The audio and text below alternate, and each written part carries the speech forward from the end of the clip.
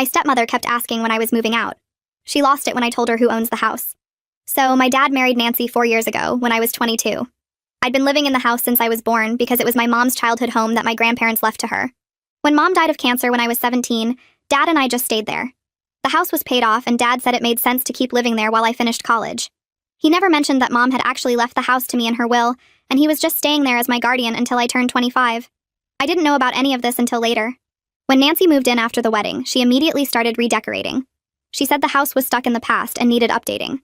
She threw out Mom's curtains, painted over the murals Mom had done in the hallway, and replaced all the furniture with modern stuff from some overpriced store. Dad just let her because he said Nancy needed to feel comfortable in her new home. She turned Mom's craft room into her personal gym. She converted the guest room into a closet just for her shoes. The first time Nancy asked when I was planning to move out was 6 months after she moved in. She said I was old enough to be independent and it was weird for newlyweds to have an adult child hanging around. I told her I was still in college and couldn't afford rent anywhere. She said that wasn't her problem, and maybe I should get a job like everyone else. Dad said nothing. Nancy started leaving apartment listings on my bed every week, circled the ones she thought I could afford with my part-time coffee shop job. They were all in sketchy areas an hour from campus. She'd say things at dinner like when she was my age, she'd been living alone for years already. She kept asking how I expected to grow up if Daddy was still taking care of me. The second year, Nancy got more aggressive. She'd change the locks and forget to give me a new key. I'd have to wait outside until someone came home. She said it was practice for when I had my own place. She put a lock on the refrigerator and said I needed to buy my own food since I was basically a tenant. She started charging me rent, $200 a month that she said was teaching me responsibility. Dad went along with all of it. Nancy told everyone at family dinners that I was refusing to launch, and she was worried about my development. She'd say things like some people just need more pushing to leave the nest. My relatives started asking me why I was still living at home. Nancy would answer for me saying I was scared of the real world. When I graduated college, Nancy threw me a party. Not a graduation party, a moving out party. She'd invited all her friends and family.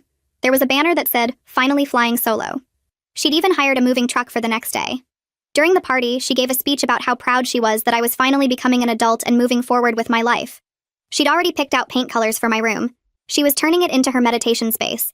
I hadn't found an apartment yet because I'd just started my new job the week before. Nancy said I had 30 days and that was generous. She started packing my stuff while I was at work. I'd come home to find boxes in my room labeled things like kitchen stuff for new apartment and decorations for your own place. She put all of Mom's things that I'd saved in boxes marked storage unit because she said I couldn't take everything to a studio apartment. 3 weeks into the 30 days, Nancy sat me and Dad down for a house meeting. She'd drawn up plans to renovate the entire house once I left.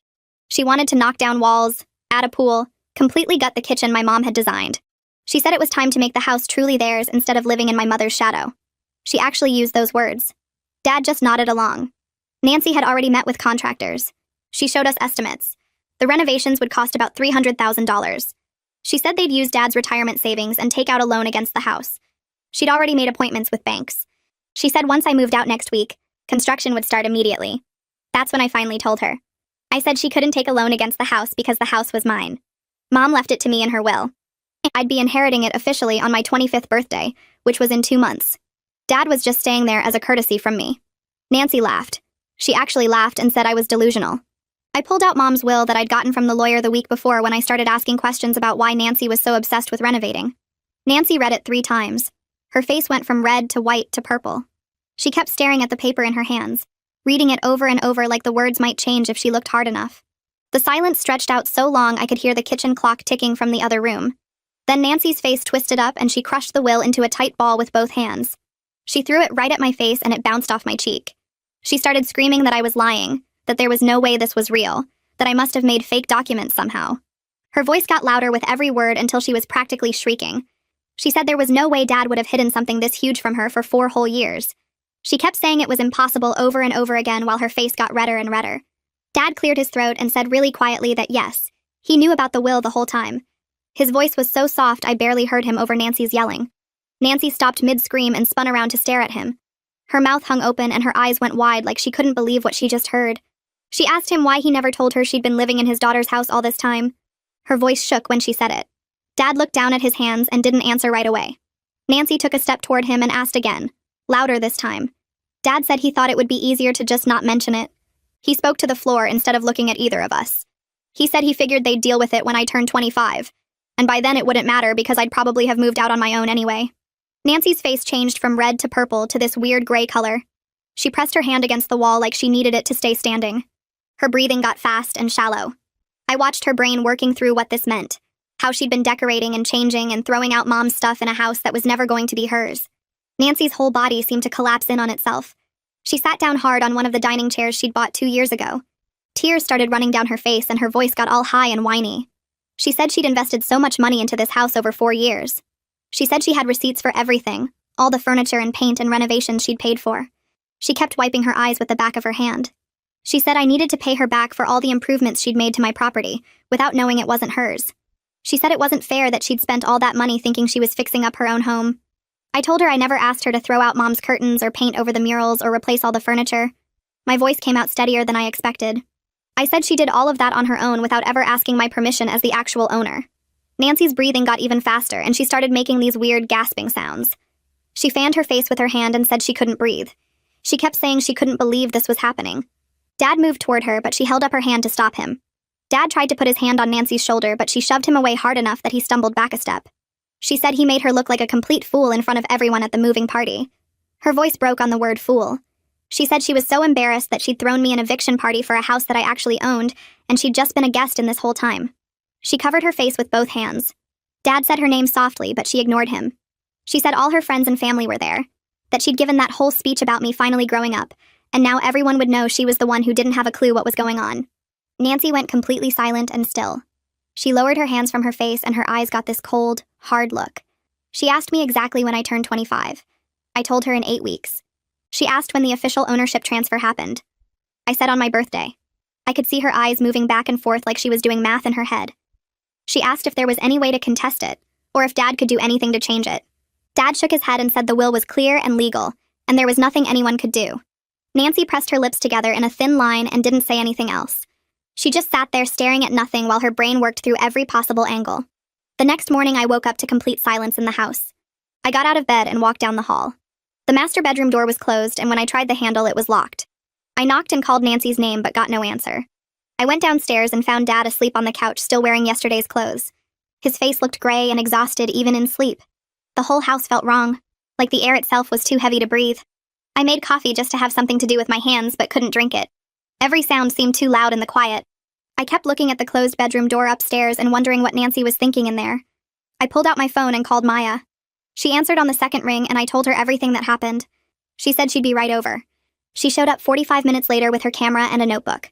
We started in my room where Nancy had already packed half my stuff. Maya took pictures of the boxes labeled storage unit that had Mom's things in them. She wrote down everything Nancy had thrown away or destroyed that I could remember. We went room by room and I pointed out what used to be there before Nancy changed it. Maya photographed the gym equipment in Mom's old craft room. She took pictures of the painted-over murals in the hallway. We made lists of all the furniture Nancy had replaced. It took almost 3 hours to document everything. Maya sat down next to me on the couch and said I should probably talk to the lawyer who handled Mom's estate. She said I needed to understand my legal rights and what happens next with the house. I realized I had no idea who that lawyer even was. I was only 17 when Mom died and Dad took care of all the legal stuff. I told Maya I didn't know where to start looking. She suggested going through Mom's old papers to find the lawyer's name and contact information. We went up to my room and started digging through the boxes of Mom's documents that I'd saved from Nancy's purge. I found it buried under bank statements and old tax returns. A business card with gold lettering that said Henderson and Associates, Estate Planning. The card had a woman's name on it, Evelyn Henderson. I grabbed my phone and dialed the number before I could second-guess myself. A receptionist answered and I explained who I was and that my mom had been a client 7 years ago. She put me on hold for maybe 30 seconds. Then a woman's voice came on the line and said she remembered my mother's case very well. I told her what was happening with Nancy and the house and the will. She went quiet for a moment and then said she could see me tomorrow morning at 9. I thanked her and hung up feeling like I could finally breathe properly for the first time since the confrontation. Maya squeezed my shoulder and said she'd come with me if I wanted. I told her I needed to do this alone, but I appreciated it. We finished documenting everything and she left around 5. I made myself a sandwich but couldn't eat it. The house felt different now that I knew the truth. Every room Nancy had changed felt like a violation. Every piece of furniture she'd bought felt like an insult to Mom's memory. I went to bed early but couldn't sleep. I kept thinking about how Dad had known this whole time and never said a word. Around 7 that evening, I heard the bedroom door open upstairs. Nancy's footsteps on the stairs sounded heavier than usual. I stayed in the kitchen pretending to be busy with my laptop. She came in wearing a coat and carrying an overnight bag. She announced without looking at me that she was going to stay with Heather for a few days. She needed space to process what she was calling my betrayal.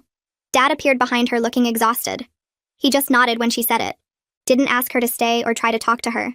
Didn't defend me or tell her she was being ridiculous. He just stood there like a statue while she walked out the front door. The silence after she left made me want to scream. I looked at Dad and asked him how he could just let her leave like that. He said she needed time to cool down. I told him that wasn't what I meant. I meant how could he let her treat me like garbage for 4 years without ever standing up for me? He flinched like I'd hit him. He sat down at the kitchen table and put his head in his hands. I stayed standing because sitting felt like letting him off easy. I asked him directly why he never told me about the house. Why he let me think we were just living here because it was convenient. Why he let Nancy believe she had any right to make decisions about a house that belonged to me. He looked up at me and his eyes were red. He said he was embarrassed. That he was almost 50 when Mom died and he didn't own a home. That all his friends owned houses and had retirement accounts and he had nothing. When Nancy asked about the house after they got engaged, he told her it was his because it was easier than admitting the truth. He said he thought I'd move out after college like Nancy kept saying, and then it wouldn't matter. He never thought she'd want to do massive renovations or that it would become this big of a problem. I asked him if he seriously thought I'd just abandon Mom's house. He said he didn't think that far ahead. He just wanted Nancy to see him as successful and stable. I told him that was the stupidest thing I'd ever heard. He nodded and said he knew that now. Then he told me something that made everything worse. He said Nancy had been spending money constantly for 4 years because she thought they owned the house together. She thought they had this big asset they could borrow against. She bought all that expensive furniture on credit cards. She paid for the gym equipment and the renovations with cards too. She kept saying they could afford it because they had equity in the house. Dad had been too scared to tell her the truth. Now they were in serious credit card debt. Over $40,000. He'd been using his retirement money to make minimum payments. He had almost nothing left for actual retirement. I stared at him trying to process this. I asked him how he could be so stupid. He said he knew. He said it over and over. I knew. I knew. I knew. Like saying it enough times would fix anything. The next morning, I drove to Evelyn Henderson's office in a building downtown. The waiting room had leather chairs and paintings of sailboats. A receptionist led me back to an office with a big wooden desk. Evelyn was maybe 60 with gray hair pulled back in a bun. She shook my hand and said she was sorry for my loss even though Mom had been gone 7 years. She pulled out a thick folder from a filing cabinet. She said this was Mom's complete estate file. She opened it and started going through papers. She looked shocked when I told her Dad never informed me about the house inheritance. She said he was supposed to tell me when I turned 21. That was part of the trust terms. She'd assumed he'd done it because he never contacted her to say otherwise. I told her I'd only found out last week when I started asking questions because Nancy was acting crazy about renovations. Evelyn shook her head and said this was a serious breach of his duties as trustee. She explained that the house transferred to me officially on my 25th birthday. But technically, I'd owned it since Mom died. Dad was just the trustee managing it until I came of age. That meant Nancy had been living in my house as a guest for 4 years. Any renovations she did were basically gifts to me as the property owner. She had no legal claim to reimbursement unless she could prove I somehow tricked her into making improvements. Since I was a minor when this started and didn't even know I owned the house, that would be impossible to prove. I felt relief wash over me, but also anger that Dad had put me in this position. Evelyn said she needed to bring in her husband, because this was getting into property law territory. She left the room and came back with a man about her age. She introduced him as Arthur Henderson. He specialized in property law. Arthur sat down and read through some papers Evelyn handed him. He looked at me and said Nancy could potentially try to sue for the cost of her renovations. There were laws about unjust enrichment where someone improves property believing they have a right to it. But my case was different because I was a minor when most of this started. Dad was the trustee who should have informed Nancy. Since he failed in that duty, Nancy's case would be very weak. Any reasonable judge would see that I couldn't be held responsible for my father's lies. Arthur said that didn't mean Nancy wouldn't try, though. People sued for all kinds of things when they were angry. He asked if I had documentation of what Nancy had changed or destroyed. I told him Maya and I had spent yesterday photographing everything and making lists. He nodded and said that was smart.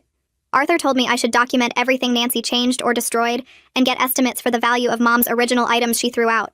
If Nancy tried to sue me for her renovation costs, I could countersue for the value of what she destroyed. He said Mom's hand-painted murals alone probably had significant value if done by a professional artist. The vintage furniture she'd replaced might be worth more than the modern stuff she bought. He offered to represent me if it came to that. I thanked him and said I hoped it wouldn't be necessary. He said he hoped so too, but I should be prepared. People did strange things when they felt humiliated. Nancy had just found out she'd been living in her stepdaughter's house for 4 years while trying to force that stepdaughter to move out. That was a pretty big humiliation. I left the office feeling better about my legal position but worse about everything else. When I got home, Nancy's car was in the driveway. My stomach dropped. I walked in to find Nancy and Heather both in the living room. They had boxes of receipts spread all over the coffee table. Heather looked up at me with pure hatred in her eyes. She said Nancy had every right to be compensated for the money she invested in good faith into this property. I didn't say anything. I just stood there looking at all the receipts. Nancy was organizing them into piles. She didn't even look at me. She just kept sorting papers like I wasn't there. Heather kept talking about how Nancy had poured her heart and money into making this house beautiful. How she'd worked so hard to update everything. How it wasn't fair that she was punished for trying to make a home. I wanted to point out that it was never Nancy's home to begin with, but I kept my mouth shut. Arthur's advice echoed in my head. Document everything. Don't engage. Be prepared. Nancy finally looked up at me. She had her laptop open on the couch next to her. She turned it around so I could see the screen. It was a spreadsheet with dates and amounts and descriptions. She'd listed every single thing she'd bought or paid for in the house over 4 years. New furniture for the living room, gym equipment, paint and supplies for redecorating, new appliances for the kitchen. The total at the bottom said $85,467. She said this was what she'd invested into my property, without knowing it was mine. She demanded I pay her back before my birthday. If I didn't, she'd take me to court for unjust enrichment. Her voice was cold and flat like she was reading a script. I looked at the spreadsheet and then at her. I told her I'd be happy to discuss compensation. Right after she compensated me for everything of Mom's that she destroyed. I walked to my room and grabbed the folder Maya and I had put together the day before. Inside were printed photos of Mom's hand-painted murals from before Nancy covered them with beige paint. Photos of the vintage furniture that used to fill the living room before Nancy replaced everything with her modern stuff. Photos of the custom curtains Mom had sewn herself that Nancy threw in the trash. I'd even found the original receipts from when Mom bought the fabric. Maya had helped me research similar vintage pieces online, and we'd printed out appraisal estimates. The custom curtains alone were worth about $3,000. The hand-painted murals would cost at least $5,000 to recreate by a professional artist. The vintage mid-century furniture Nancy replaced was worth more than $15,000 based on current market values. I walked back to the living room and dropped the folder on the coffee table right next to Nancy's spreadsheet. Nancy looked up at me with red eyes. I told her I had documentation too. Every single thing she destroyed or threw away that belonged to my mom. I said we could both get professional appraisals and see who actually owed money to whom. Nancy grabbed the folder and started flipping through the pages. Her face got even redder as she looked at each photo and each price estimate. Heather leaned over Nancy's shoulder to look, and her mouth fell open when she saw the numbers. Heather suddenly stood up and pointed her finger at me. She started yelling that I was an ungrateful brat who should be thanking Nancy for improving this old, outdated house instead of complaining about worthless junk.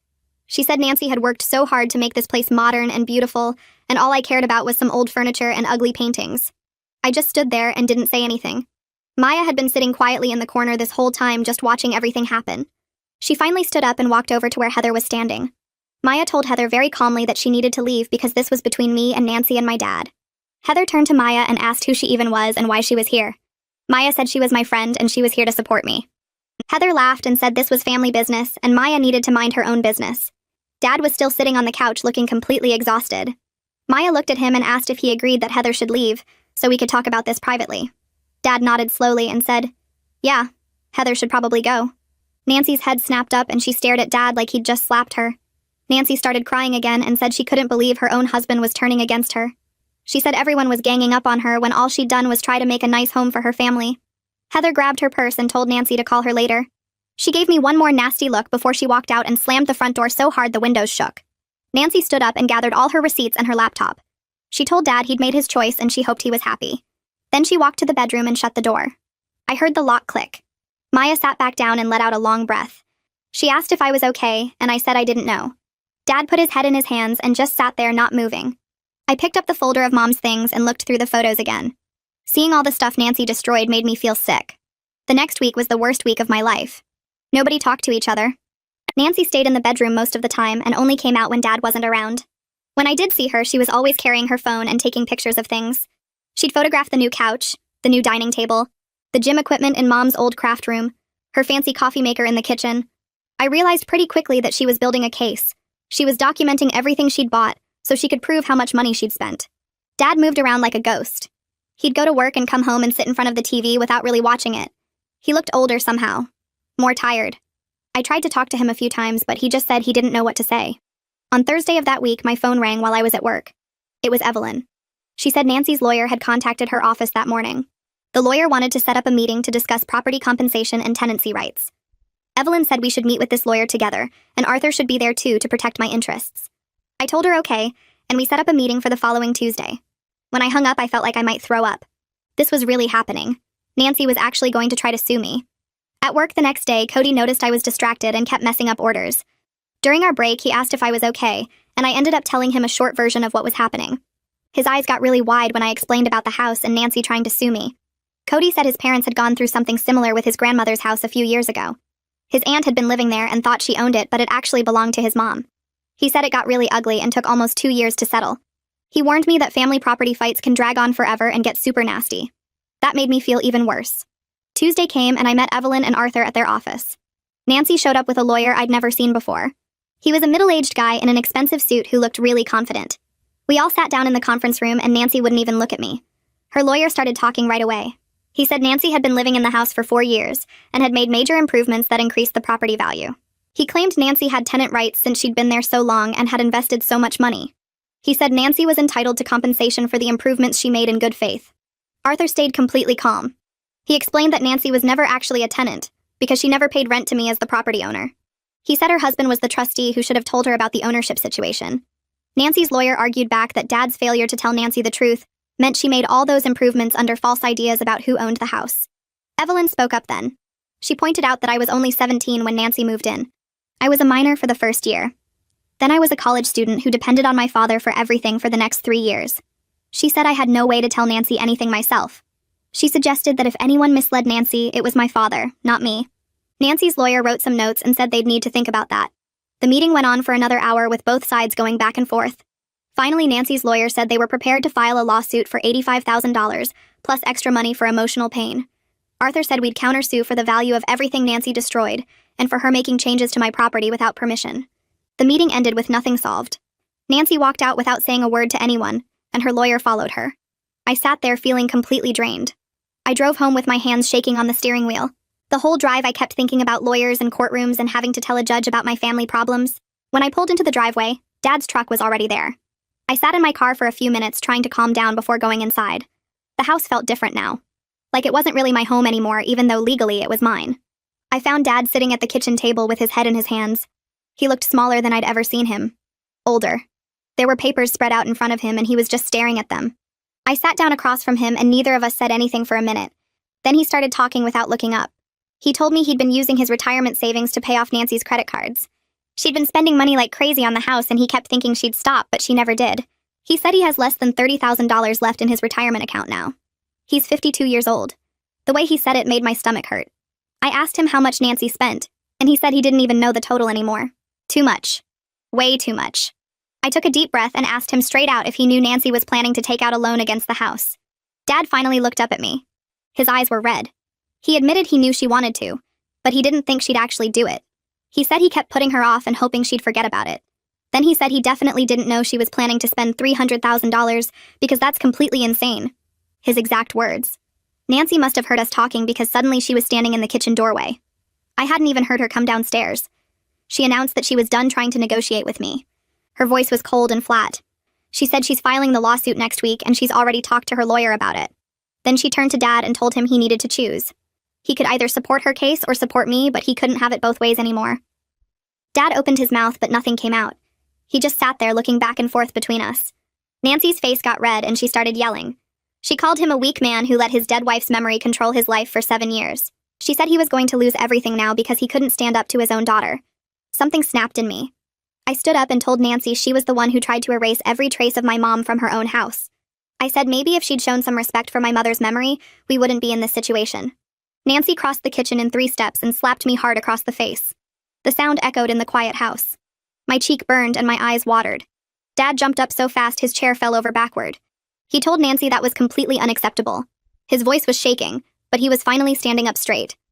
Nancy grabbed her purse off the counter and said she was going to stay with her parents. She looked at Dad and told him to think real hard about whose side he wanted to be on. Then she was gone. We heard her car start and pull out of the driveway. Dad sat back down and put his face in his hands again.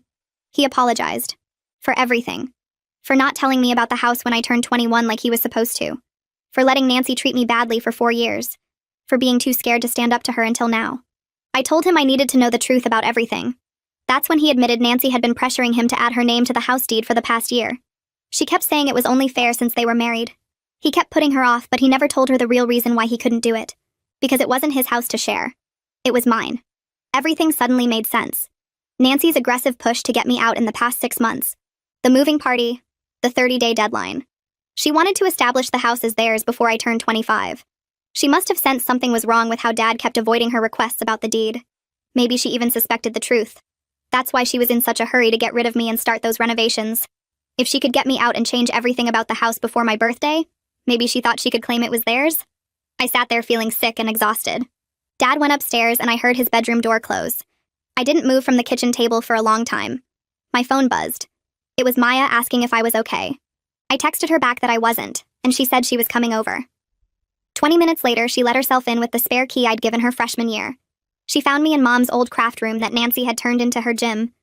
I was sitting on the floor next to the weight bench crying. Maya sat down next to me and didn't say anything for a while. Then she started talking about how hard this was, but how I needed to protect myself legally. She said Nancy had shown over and over that she'd do whatever it takes to get what she wants. Maya reminded me that Nancy had been trying to force me out for years, that she'd changed locks and charged me rent and thrown me that horrible moving party, that she'd tried to take out a loan against my house without even asking me. Maya said I couldn't let Nancy bully me into giving up what my mom left me just because it felt bad to fight with family. Maya stayed with me until late that night, and we went through every single box Nancy had packed. I pulled out all of Mom's things and put them back where they belonged in my room. The craft room felt different now that I knew Nancy was trying to steal my house. Every piece of gym equipment looked like an insult. Maya helped me take photos of everything with her phone. We documented the weight bench, the treadmill, the yoga mats, all the stuff Nancy had crammed into Mom's space. Maya said I needed evidence of what Nancy had done to the house in case things got worse. I didn't sleep that night. I kept thinking about how Nancy had been planning this for months, maybe even years. The apartment listings, the moving party, the renovation plans. She'd been building up to forcing me out so she could claim the house before I turned 25. Dad stayed in his room the whole night. I could hear him moving around up there, but he never came down. The next morning, I called Arthur's office before work and asked if I could meet with him alone. The secretary said he had an opening at 3 that afternoon. I went to work but couldn't focus on anything. Cody asked if I was okay and I just said family stuff. He didn't push. At 3, I drove to Arthur's office downtown. He had a corner office with big windows that looked out over the city. He shook my hand and gestured for me to sit down in one of the leather chairs across from his desk. Arthur pulled out a legal pad and asked me to tell him everything that had happened since the revelation. I went through it all. Nancy's meltdown, the slap, her staying with her parents, the threats about lawsuits. Arthur took notes the whole time, nodding occasionally. When I finished, he leaned back in his chair and tapped his pen against the pad. He said Nancy's case was weak because Dad was the trustee who failed in his duty to inform her about the ownership situation. But that didn't mean she wouldn't try to drag this out and make it expensive and painful for everyone involved. Arthur explained that people like Nancy don't care about winning. They care about punishing. He said she'd probably file the lawsuit just to cost me money in legal fees and stress. Even if she lost, she'd feel like she won something by making me suffer. I asked what my options were. Arthur said we could let her sue and then fight it in court, which would be expensive, but I'd almost certainly win. Or we could try mediation first and see if we could reach some kind of settlement that avoided court entirely. He suggested that if we could get Nancy to drop her lawsuit in exchange for me not countersuing for the destroyed items, that might be the cleanest resolution. I sat there feeling sick about the idea of letting Nancy off without paying for what she'd destroyed. All of Mom's curtains, the painted murals, the furniture that had been in my family for generations. Arthur could see my face and he leaned forward. He said he understood how I felt, but a court battle could cost more in legal fees than I'd ever recover from Nancy. Plus, it would destroy what's left of my relationship with Dad completely. He said sometimes the smart choice isn't the satisfying choice. I asked how much legal fees would cost if this went to court. Arthur said probably $20,000 to $30,000 minimum, maybe more if Nancy dragged it out with appeals and motions. I didn't have that kind of money. I'd just started my job a week ago. Arthur said he could work out a payment plan, but it would still be a financial burden for years. I left his office feeling worse than when I'd arrived. The whole drive home, I kept thinking about Mom's things that Nancy had thrown away. The curtains Mom had sewn herself. The murals she'd painted when I was little. The vintage couch that had belonged to my grandparents. All of it gone, and Nancy wouldn't even have to pay for any of it. When I got home, Dad was sitting in the living room. He asked if we could talk, but I walked past him to my room. I wasn't ready to hear whatever he wanted to say. My phone rang an hour later. Unknown number. I almost didn't answer, but something made me pick up. It was Nancy's mom, Danielle. She asked if I would meet her and Nancy's dad for coffee tomorrow. I asked why, and she said they just wanted to talk. I was suspicious, but I agreed because I was curious what they wanted to say. We arranged to meet at a coffee shop near my work at noon the next day. I told Maya about it, and she said I should be careful, that maybe they were trying to manipulate me into giving Nancy what she wanted. But I had to know what they wanted. The next day, I showed up at the coffee shop 15 minutes early. Danielle and Rupert were already there at a corner table. Danielle waved me over, and Rupert stood up to shake my hand. They both looked uncomfortable. We ordered coffee and sat down. Danielle started by saying they'd had no idea about the house situation until Nancy told them last week. She said they were embarrassed by Nancy's behavior. Rupert nodded and added that they'd raised Nancy better than this. Danielle said Nancy had always been entitled and impulsive with money, which was one reason she'd been married twice before my dad. I just sat there listening. Rupert said they were going to talk to Nancy about dropping the lawsuit because they didn't think she had a case, and they didn't want to see her humiliate herself in court. Danielle added that they also didn't want to see their family torn apart over money and pride. She said Nancy was their daughter and they loved her, but they could see she was wrong about this. I told them I appreciated their concern, but Nancy was an adult who made her own choices. Danielle reached across the table and touched my hand. She said they understood that, and they weren't asking me to forgive Nancy or pretend everything was fine. They just wanted to prevent this from getting worse. I thought about what Arthur had said about mediation. I told them I'd agree to mediation if Nancy was willing, because I didn't want to spend my 25th birthday in court fighting over my mom's house. Rupert looked relieved. He said he'd talk to Nancy tonight and try to convince her that mediation was the better option. We finished our coffee and they thanked me for meeting with them. Danielle hugged me before they left and whispered that she was sorry for everything Nancy had put me through. 2 weeks went by. I didn't hear anything from Nancy or her parents. Dad moved around the house like a ghost, barely speaking to me.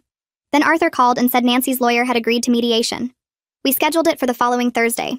The day of the mediation, I called in sick to work. Maya wanted to come with me, but Arthur said only parties to the dispute and their lawyers could attend. I drove to the mediator's office in a building downtown. Nancy was already there with her lawyer, a sharp-looking woman in an expensive suit. Nancy wouldn't look at me. Her face was cold and blank. Dad arrived a few minutes later looking exhausted. The mediator was an older man named Gerald who explained how the process would work. We'd each present our side, and then he'd help us find a compromise. Nancy's lawyer went first, laying out all the money Nancy had spent on the house and demanding compensation. Arthur countered with documentation of all the items Nancy had destroyed without permission. Back and forth for 3 hours. Gerald kept trying to find middle ground. Finally, Nancy's lawyer admitted quietly that her case wasn't as strong as they'd hoped. The mediator worked with us to draft an agreement. Nancy would drop her lawsuit and I wouldn't sue for the destroyed items. Nancy and Dad could continue living in the house, but they had to be out within 6 months of my 25th birthday. Nancy couldn't make any further changes to the house. She had to return Mom's craft room to its original purpose by removing all the gym equipment, and Nancy had to pay me $500 per month in rent starting immediately until they moved out. Nancy's lawyer showed her the agreement. Nancy stared at it for a long time before signing. Her hand shook as she wrote her name. Nancy picked up the pen and signed her name at the bottom of the agreement. Her signature looked shaky and small compared to her usual bold handwriting. She pushed the papers back across the table to the mediator and looked directly at me for the first time in hours. She told me in front of everyone that she would never forgive me for humiliating her like this and destroying her marriage. Her voice was cold and flat like she was reading from a script. I met her eyes and said I didn't destroy anything. I just told her the truth about who owned the house she'd been living in for 4 years. Nancy's face went red again and she opened her mouth like she wanted to say more, but her lawyer put a hand on her arm and she stayed quiet. The mediator collected all the signed papers and put them in a folder, then shook everyone's hands and said he hoped this would be the end of it. Nancy stood up fast enough that her chair scraped against the floor and walked out of the room without looking back. Her lawyer gathered her things and followed. Arthur stayed to talk to the mediator about filing the agreement with the court, while I just sat there feeling numb and exhausted. Dad hadn't moved from his chair. He was staring at the table like the wood grain was the most interesting thing he'd ever seen. After Arthur finished talking to the mediator and we were getting ready to leave, Dad finally looked up at me. He asked quietly if we could talk privately sometime soon. His voice sounded rough like he hadn't used it in days. I looked at him and really saw how tired he looked. There were new lines around his eyes and his skin had this gray color that scared me a little. He'd lost weight too. His shirt collar looked loose around his neck. I realized the whole situation had aged him in just a few weeks. He looked older than I'd ever seen him before. Older than when Mom died even. I told him okay, we could talk. He nodded and said he'd call me to set something up. Then he left through a different door than Nancy had used. The next week felt strange and quiet. Nancy stayed in the bedroom most of the time and Dad slept on the couch. I went to work every day and tried to act normal even though Cody kept giving me concerned looks. Maya texted me constantly to check in. The gym equipment was still in Mom's craft room and I walked past it every day feeling angry all over again. Finally, Dad called and asked if I wanted to meet for breakfast on Saturday. He suggested a diner across town, away from the house and away from anywhere Nancy would go. I got there first and sat in a booth by the window. Dad showed up 10 minutes later looking even more tired than he had at the mediation. He ordered coffee and didn't even look at the menu. We sat in silence for a few minutes while the waitress brought our drinks. Then Dad started talking. He said he and Nancy were probably going to separate. She couldn't get past the fact that he'd lied to her for 4 years about the house. Every conversation they had turned into her screaming about how he'd made her look stupid and how everyone must be laughing at her. She'd called her sister and her parents and told them all how he'd betrayed her. She kept saying she'd given up 4 years of her life living in someone else's house like a tenant. Dad looked down at his coffee cup and said he couldn't blame her for being angry even though she was taking it too far. The waitress came back and we ordered food neither of us really wanted. Dad waited until she left again, then kept talking. He said he should have told Nancy the truth from the beginning. He'd been ashamed of not being a homeowner at 48 years old. All his friends owned houses, and he was living in his dead wife's childhood home that belonged to his daughter. He'd liked feeling like a provider even though it was based on a lie. When Nancy wanted to redecorate, he'd let her because it made him feel like he had something to offer her, like he was giving her a home even though it wasn't his to give. He apologized for putting me in this position. He apologized for letting Nancy treat me badly for so long. He said he'd been a coward and he understood if I was angry with him. I watched him talk and felt this weird mix of emotions. Part of me wanted to hug him and tell him it was okay, but a bigger part of me was still really hurt and angry. I told him I did forgive him, but I was also really hurt that he'd chosen Nancy's feelings over my well-being for 4 years. I'd watched her throw out Mom's things and paint over Mom's murals and turn Mom's craft room into a gym, and he'd just let it happen. He'd let her charge me rent in my own house. He'd let her lock me out and lock up the food. He'd sat there silent while she told everyone I was refusing to grow up. Dad's eyes got watery, and he nodded. He said he understood if I needed time and space from him. He would respect whatever boundaries I needed to set. He just wanted me to know he was sorry, and he loved me. Our food came, but neither of us ate much. We sat there picking at our plates until finally Dad paid the bill and we left. 2 months felt like forever, and no time at all. The house stayed tense and quiet. Nancy started packing up her things bit by bit, boxing up her clothes and shoes and gym equipment. Dad helped her in silence. They barely spoke to each other. I stayed in my room or at Maya's apartment most evenings. Work became my escape. Then finally my birthday came. I woke up that morning and realized I was 25 years old, and the house was officially mine. Evelyn had called the week before to set up an appointment at her office to sign the final papers. I drove there feeling weird and shaky. Arthur was there too, and they had everything ready. Evelyn walked me through each document explaining what I was signing. The house was transferring from the trust into my name with no conditions and no trustee. I signed my name over and over on different pages. When it was done, Evelyn shook my hand and said congratulations. She said my mom would be proud of me. I almost cried right there in her office. The house was mine. Really mine. My childhood home with all its memories was officially and legally mine. Maya insisted on throwing me a birthday party that evening. She invited a few close friends from college and bought a cake and decorations. She came over early to help me set everything up in the living room. Nancy stayed in the bedroom with the door closed the entire time. I could hear her moving around in there, but she never came out. People started arriving around 7, and the house filled with noise and laughter for the first time in months. Dad showed up around 8 carrying a birthday card. He gave it to me and said happy birthday, then talked to a few people for maybe 15 minutes before saying he should go. The card had a long letter inside apologizing again for everything, and saying he hoped we could rebuild our relationship. He'd tucked $200 bills inside, which I figured was his way of paying back some of the rent money Nancy had charged me. After he left, I put the card away and tried to enjoy the rest of the party. Maya made everyone sing happy birthday, and I blew out the candles wishing that things could just feel normal again. The next month, Nancy and Dad started seriously looking for apartments. I'd hear them on the phone with landlords or see apartment listings on the kitchen counter.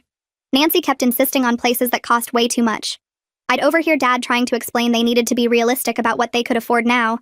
She'd get angry and say she wasn't going to live in some dump after living in a nice house for 4 years. Their arguments got louder and more frequent.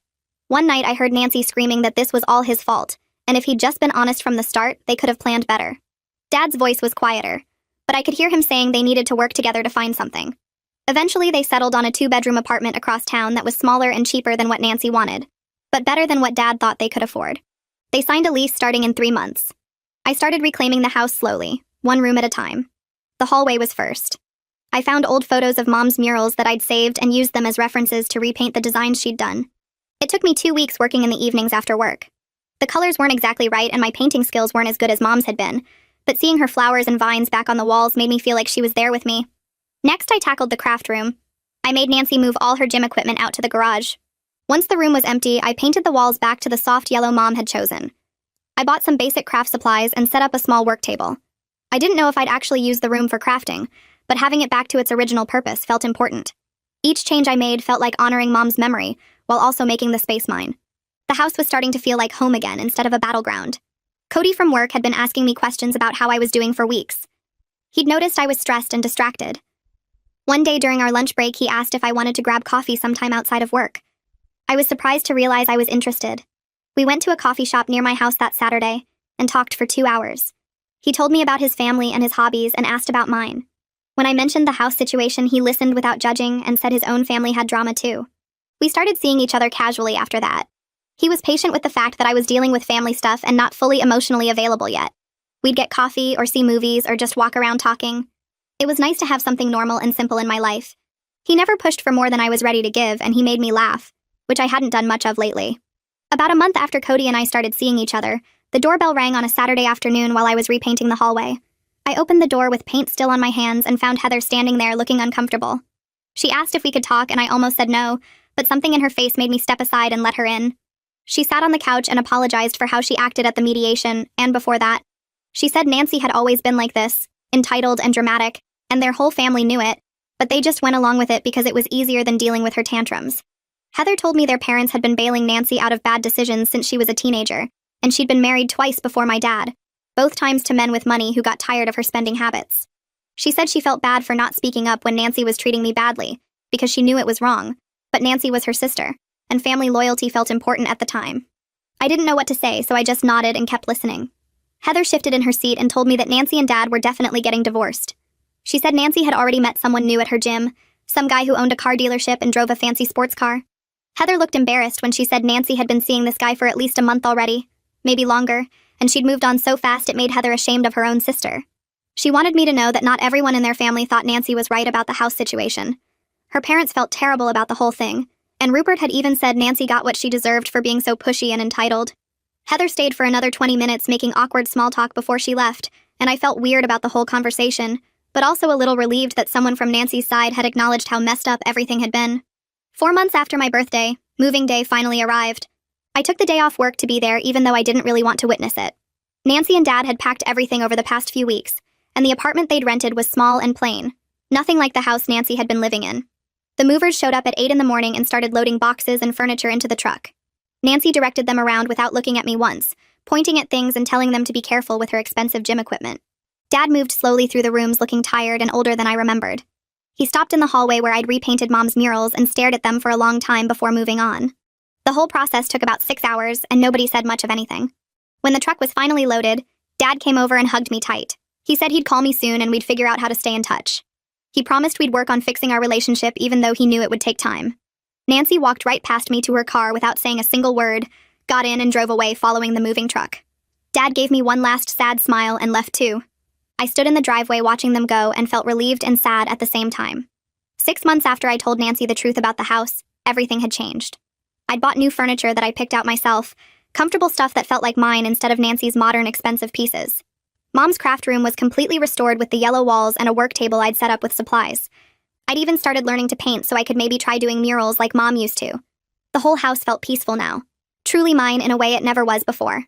Dad and I met for dinner once a month at a restaurant halfway between our places. We talked carefully about safe topics at first, but slowly we were getting more comfortable with each other again. He told me about his new apartment and his job, and I told him about work and Cody. Our relationship was healing, but it would never be quite the same as before Nancy. I'd heard through Heather that Nancy and Dad's divorce was moving forward, and Nancy was already engaged to the car dealership guy after only dating him for 4 months. Heather texted me updates sometimes, and we'd gotten to be friendly, which was strange but nice. I was dating Cody seriously now, and he'd been over to the house a bunch of times. He loved it and understood why it meant so much to me. He never pushed me to talk about the Nancy situation, but he listened when I wanted to. Maya had helped me plant a memorial garden in the backyard for Mom with roses and daisies and lavender, all Mom's favorite flowers. Every time I looked at it from the kitchen window, I felt like I'd finally done right by her memory. The whole experience had been painful and messy, and there were still days when I felt angry at Dad or sad about how things turned out. But I'd stood up for myself and protected what Mom left me, and the house felt like home again.